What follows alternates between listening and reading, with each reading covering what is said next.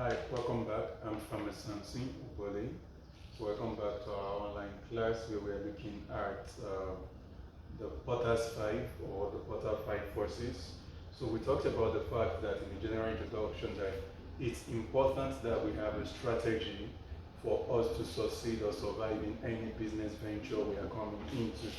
So we'll be starting off with the first one. We've talked about the five generally, but we'll take them step by step. So the first one is the new market entrance. New market entrance. Or let me just call them new entrance. Now, as we call them the threats.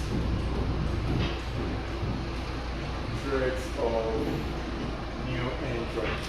Now, it's important that we understand that usually when you are a business venture in a place, let's say in a particular location,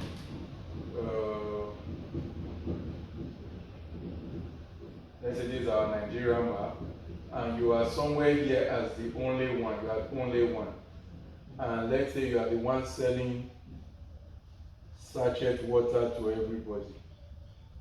Now, you will agree with me that by the time these companies moves from 1 to, let's say, 100, the profitability for this first one would reduce. They cannot run business as usual. A perfect example of that some of us might remember was when in Nigeria we had initially, I think, only MTN. Now, when we had only MTN, then we had per minute billing. There were a lot of things that people complained about, but they could do nothing about because there was only one person in the market. Then later, I think we had, I think then they were called Econet or T-Mobile, I can't remember, I know they've had so many names. Then later we had Glo, then we had Mtel, which is from Nitel. Now you would realize that the more all of these people came in, although the market was large, the profitability for MTN would no longer be the same. So, same way as a business in agriculture, these same rules apply. There is always the threat of new entrants. Where you are right now, you might be the only person selling chicken. You might be the only person selling frozen fish and all of that. But there is the threat of new people coming into that space, especially when they look at you and see that you are succeeding. I mean, when you see the person in that space succeeding, there is that thing that tells you, wait, if this guy is making so much money from this thing, why am I not doing the same thing? Because that is what we need to understand, that generally in most cases, it's not just a Nigerian thing. When one person is doing a business and you are seeing them succeed, or you perceive that they are succeeding, it is only natural for other people to want to do the same business with you. So, what are the things that you need to know in looking at the threats of new entrants? Because, for example, if as a person you have not started your own business and you are thinking of starting a business, you are the new entrant. So, these things we are going to be looking at, it is on both sides. When I mean both sides, what I mean is it's not just a threat of new entrants for those who are coming to join you, but also things to look out for if you are the one coming into the sector. So number one is economics of scale. Economics of scale, number one. Economics of scale or economics of scale. In simple terms, how big are the players? How big are you? How big are the players? So, for example, I want to start selling day-old chicks, DOC, day-old chicks. Now, based on the location of my farm, there is another big company here that is also into the sales of day-old chicks. And if I am not wrong, I think they have the capacity of over 10,000 or so daily or weekly, I'm not sure. Either 10,000 chicks daily or 10,000 day-old chicks weekly. Now, if I am going to come into that area based on my location, I need to understand that For my effort to make sense, I need to have power enough to fight that conglomerate.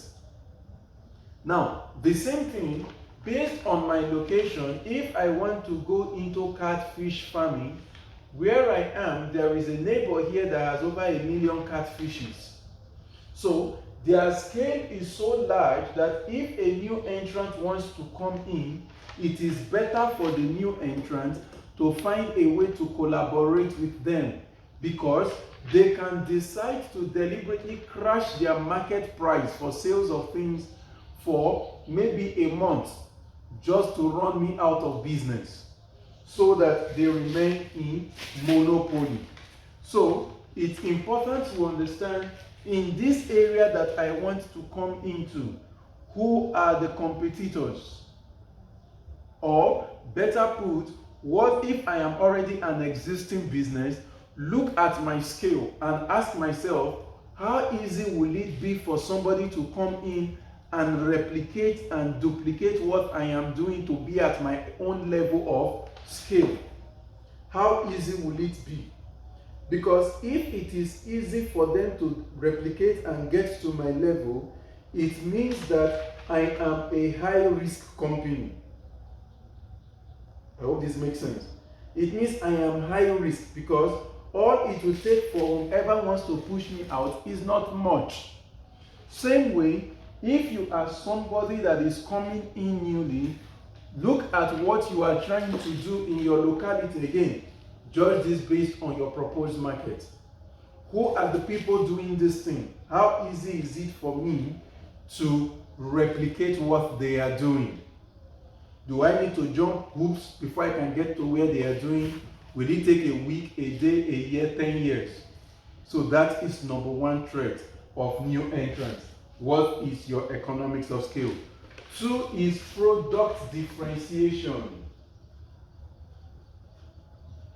Product differentiation.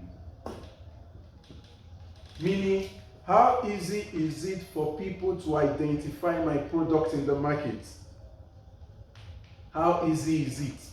So if you see my tomatoes in the market, is it easy to say, this is tomatoes from Soilless Farm Lab?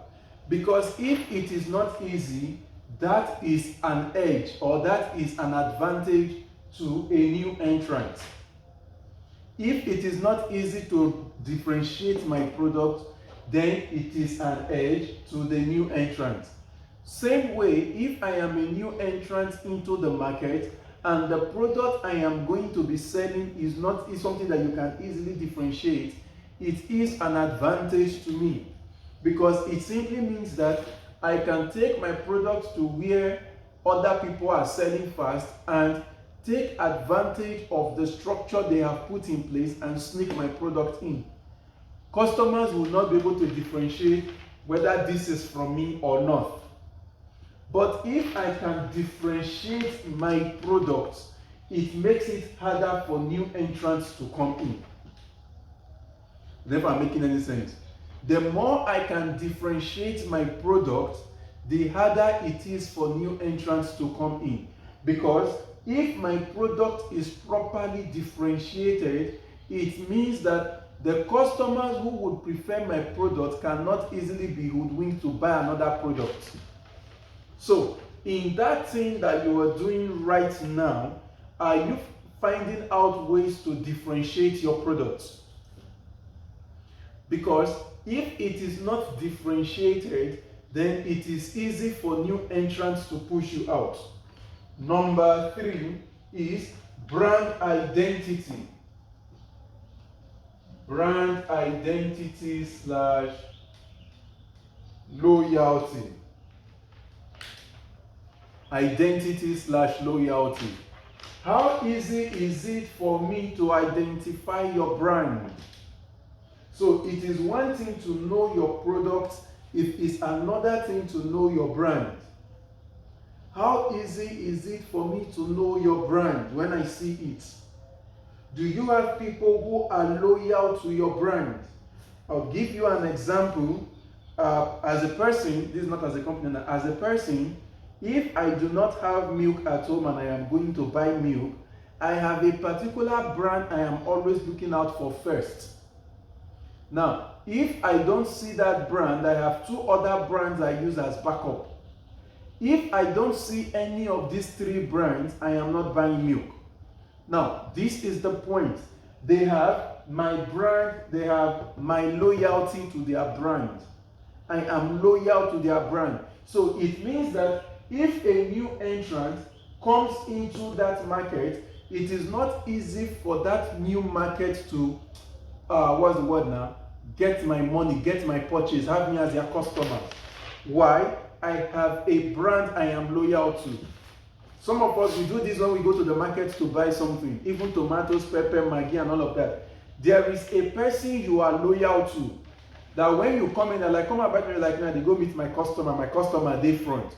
So, do you have people who are loyal to your own brand, such that even if other people come with options, they will still go for you because you are their preference? Brand loyalty. Because if you have brand loyalty, it is hard for new entrants to come in. Now, it also means that as a new entrant, ask yourself, are there brands that people are loyal to?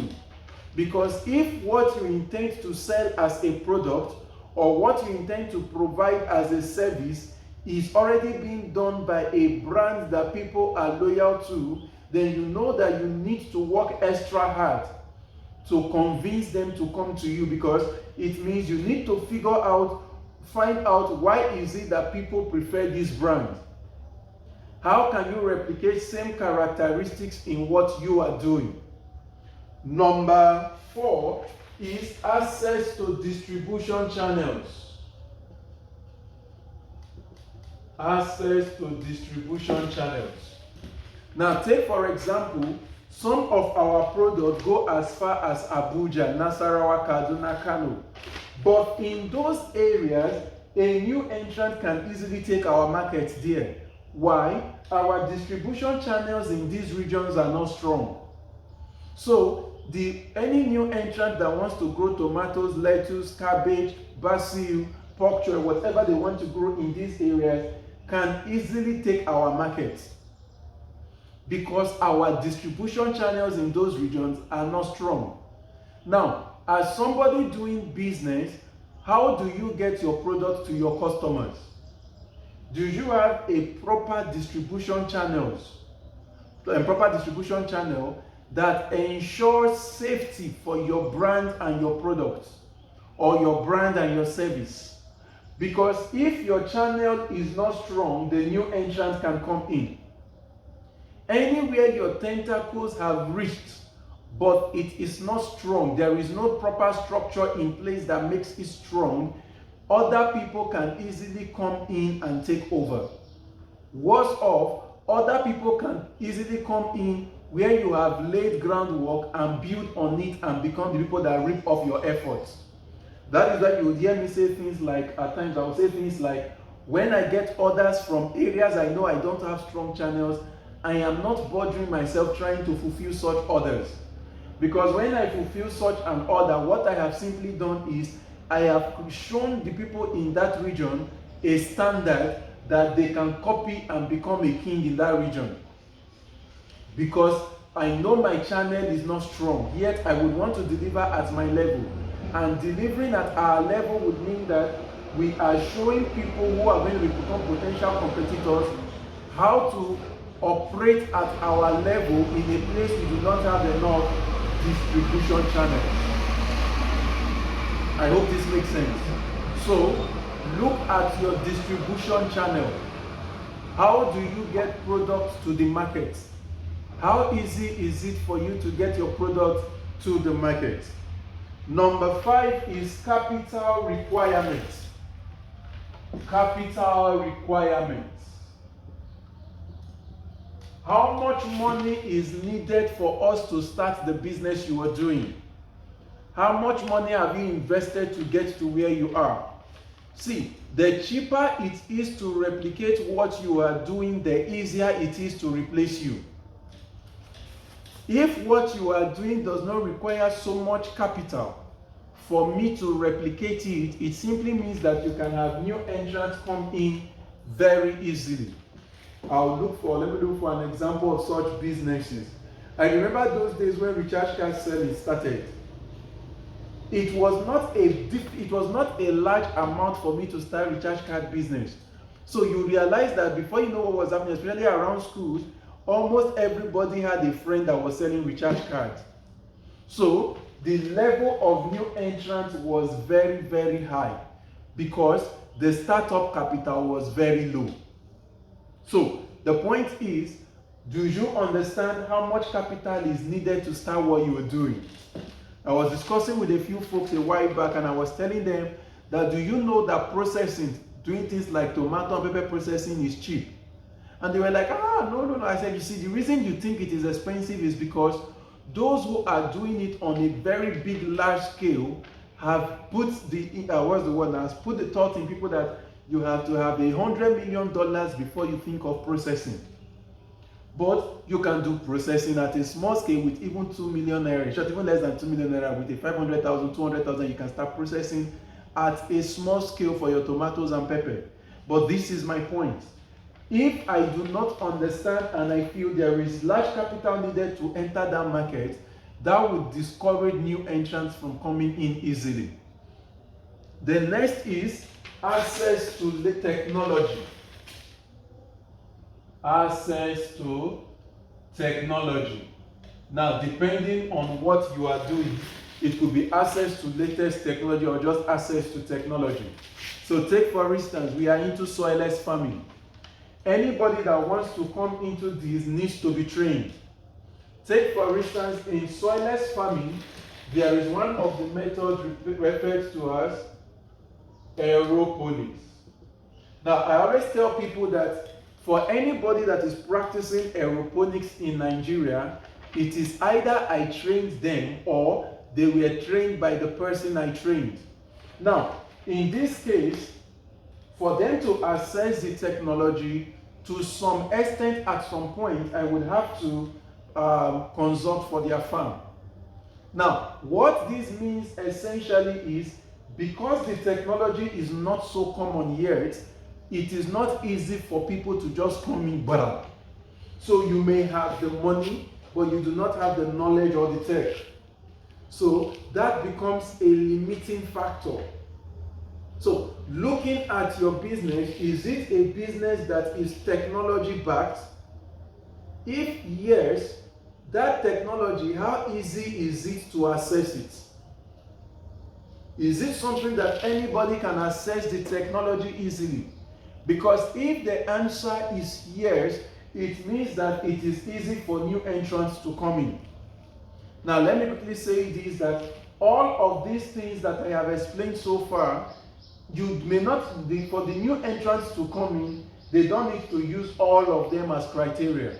They just need to look for the one that makes it easy, that is a stumbling block that they can meet to come in. So, access to technology. Now, one of my mentors would always say that as somebody doing business in the 21st century, find a way to build in tech into what you are doing. Find a way to build in tech into what you are doing. Tech, remember, I always say that technology is an enabler, not a solution in itself. So find a solution, find a way you can use technology to take over some monotonous activity. Next is access to necessary inputs. Access to necessary inputs. What comes to my mind? Okay, let me give, I think I've been using an example of Agri. An example of access to technology is one of the most common things today is everybody wants to do an app or a website for selling things. But now, you know that it is super easy for you to build a website today or build a blog where you can sell your stuff. Now, it means that if as a business, I am looking at the thing that makes me unique is because I have a website for selling food stuff, then that is not a good barrier for new entrants because they can easily replicate that process. So I was looking at access to necessary inputs. How easy is it for people to get input for them to do what you are doing? So you are into tomato farming, you are into pap making, you are into pepper processing, you are into spices packaging. How easy is it for people to get similar input to replicate what you are doing? The easier it is to get input, the easier it is for new entrants. But the harder it is for input, the harder it is for new entrants. I'll give you an example. I know in soilless farming, one of the things we use is cocoa block. And another thing we use are our inorganic salts that we use as nutrient salts. Now you will notice that many a time, these nutrients are not always readily available because the big boys in the game try to buy in bulk and store and put a lot of roadblocks to access to these inputs. And because of that, it becomes harder and harder for people to come in because they cannot easily access these inputs. If that makes any sense. So, access to inputs is a big question. Next is absolute cost advantages. What is your cost advantages? Your cost advantage. I think in one of our classes we are talking about your ability to tame costs. Your ability to tame costs. So, what is your cost advantages?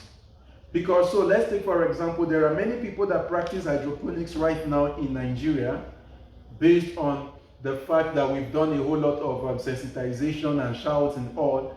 A lot of people are doing hydroponics.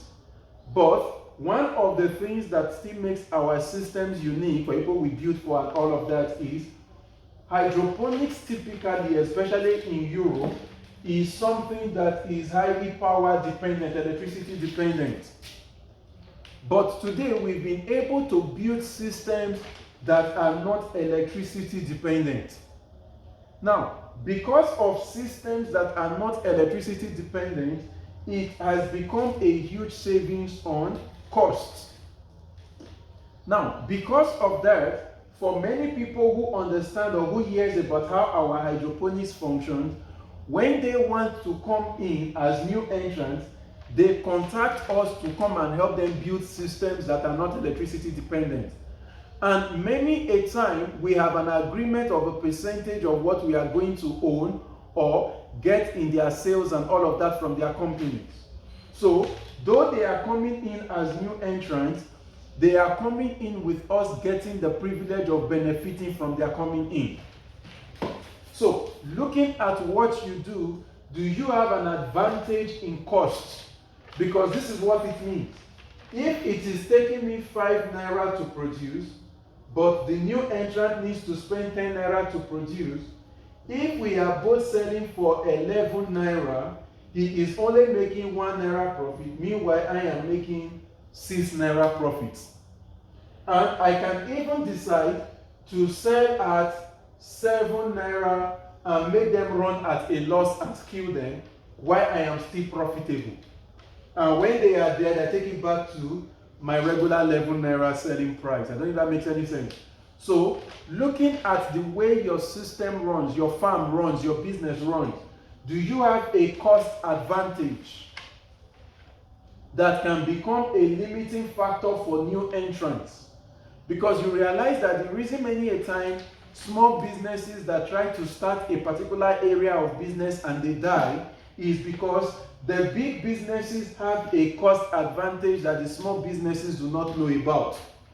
One of the simplest cost advantage that big businesses enjoy that becomes a burden for small businesses and it kills them is debt facility. A big business can afford to buy materials for their production or their process in buy on credit and having the privilege of paying later. Meanwhile, a small business does not enjoy same privilege most of the time. So because of that, the small business is paying for everything before they make anything. Meanwhile, the big business is paying for nothing before they make something to pay for what got them that something. I don't know if that makes any sense. So, is there a cost advantage? Because if you have a cost advantage, your cost advantage becomes a hindrance to the new entrant. But if you are the new entrant that is coming in, see if you can create for yourself a cost advantage. Next is experience and learning effect. Experience. How much experience do you have that the new entrant cannot access, and because of that they cannot come in? Take for instance, over the past about 2 or 3 weeks now, I've had 2 people who want to come into soil examination. One has started the construction of their greenhouses, and they've been asking, okay, please, we want you to come around and see what we are doing. We want you to be our consultant, and so on and so forth. Why? I have the experience where they don't have it. So they are new, but because they lack experience, there is no way they can forge ahead until either myself or other colleagues with the experience lend their experience. If not, the new entrants cannot come in easily. There is the craze around cryptocurrency today, forex trading. Now, I cannot just wake up and say I want to go into cryptocurrency trading or forex trading if I do not align myself with somebody with experience or take myself to a point of learning. So, the more people need to learn about your craft to do it, the better it is, because that protects you against new entrants. But if your craft, your product, your service is something I can replicate without needing to learn, without the need for experience, it means that it is a high-risk company. So it also means that as a firm, I need to start thinking, how can I build these things in that when a new entrant sees, it discourages them from coming in? I don't know if that makes sense. Next is government policies. Government policies. This is a big one. I know you know that. How do government policies favor you as an existing business? How can a switch in government policies favor new entrants? It's very important you know this. So, for example, you are into the distribution of, let's say, salt or sugar or fruit or anything. What policies may allow new entrants to come in? What policies would hinder new entrants from coming in? You need to be aware so that you start knowing, okay, what do I do quickly to protect myself against new entrants? Then there is the switching cost. This is already over. I don't want it to be too long as I keep checking my time. There is the impact of switching costs, and finally there is expected retaliation. Expected retaliation from existing players. So let's say you are the one coming in as a new entrant into the market space. When you come in, what are the expected retaliations you expect or you might experience? You need to know these things. What are the expected retaliations? So take your time, look at your business now strategically, because we want to build a structure. Now, we said one of the things that affects businesses is new entrants. When new people come into a business, the customers have more options. With more options, your profitability would reduce because the number of customers that may come to you will decrease. Does that make any sense? Now, in looking at new entrants, we looked at some of the characteristics you can look at. Now, your job is to use these characteristics to kind of build a mystery or a boundary or a wall of protection around your business, around your product, around your service, so that it is hard for people to come in and do what you do. I say that again. Look at all of the things we've talked about, like economics of scale, switching costs, expected retaliation, your capital needed, product differentiation, brand identity, brand loyalty, distribution channels, access to input, access to tech, government policies. How can you use these things, either one, two, or as many as you can bring together to make it harder for people to come in? For example, if there are people on this group who have attended any of our soilless farming training, you would agree that when you attended the soilless farming training, you realized that it was not as hard as it seemed from the outside.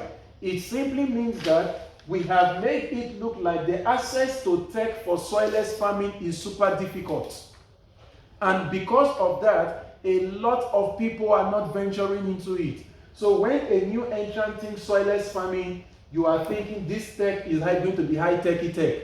2, you are thinking I must need a high level of capital to even think of doing these things.